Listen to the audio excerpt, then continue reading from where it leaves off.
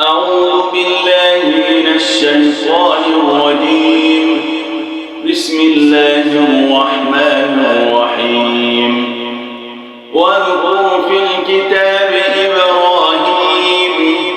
إنه كان صديقا نبيا إذ قال لأبيه يا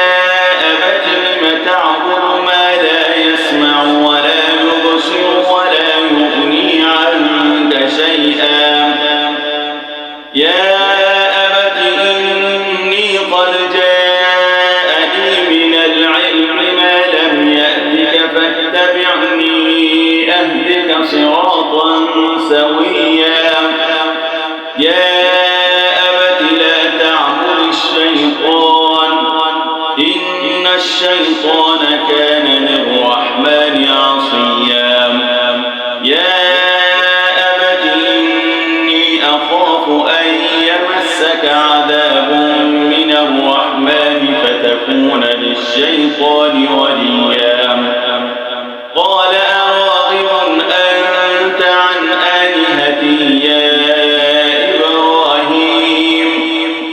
لئن لم تنته لأرجمنك واهجرني مليا قال سلام عليك سأستغفر لك ربي إنه كان بي خفيا وأعتزلكم وما تدعون من دون الله وأدعو ربي عسى ألا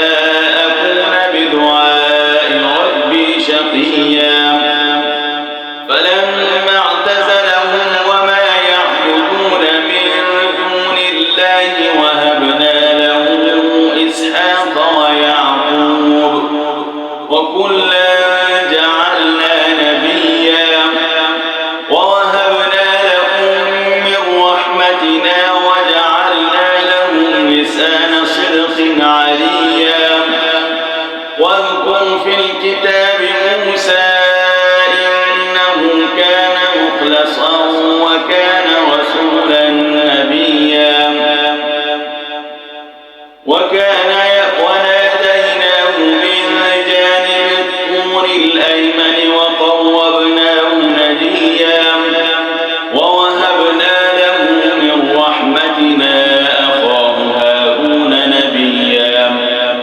واذكر في الكتاب إسماعيل